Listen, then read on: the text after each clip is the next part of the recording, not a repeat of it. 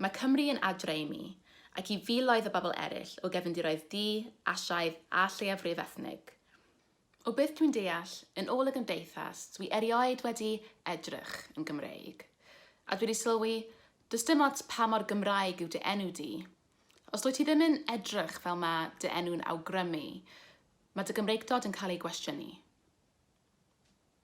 Dyma'r patrwm sydd wedi ymddangos o fy mhlentyndod ac i mewn i feigeiniau. Blynyddoedd nôl, tra ro'n i yn yr ysgol uwchradd, penderfynais roi fy enw i fewn i beiriant ymchwil Facebook. Fi ddim yn cofio pam, ond fi'n cofio eisiau gwybod beth fysa fe fel i rywun chwilio amdana i ar y platfform cymdeithasol hwn. Cymerodd y dasg lai nag eiliad i Facebook ei chwblhau. Echafais fy nghyflwyno i ddosynau o Seren Joneses ar draws y wlad.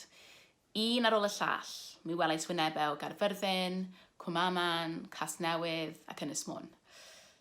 Wynebau hardd, wynebau hapus, wynebau hyderus. Roedd rhai yn ferched yn eu harddegau, ac eraill yn fenwod ac yn famau.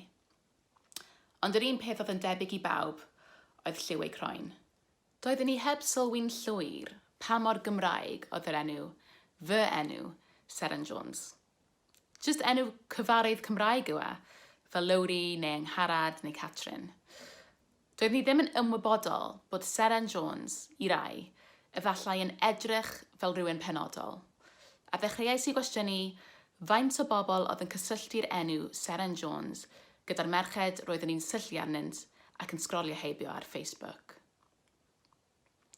Doedd hi ddim yn annisgwyl felly bod pobl yn synnu pan oedden ni'n cyflwyno fy hun, heb sôn am yr ffaith bod fi'n siarad Cymraeg. You're the Welsh language trainee! Dyma oedd yr ymateb fy gefais ar fy niwrnod cyntaf o hyfforddiant gyda'r BBC in Birmingham, 4 blynedd yn ôl. Yes, meddai, I'm Seren Jones. You're Seren Jones and you speak Welsh, medda'r dyn, gyda chofrestr y newyddiadurwyr newydd.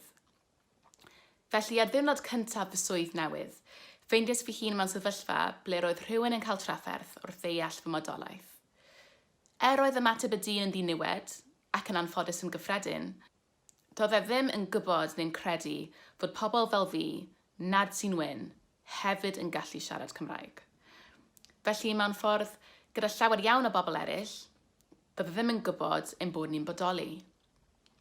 Dyma ganran o boblogaeth y wlad, nad sy'n cael ei hystyried yn Gymru, oherwydd lliw eu croen.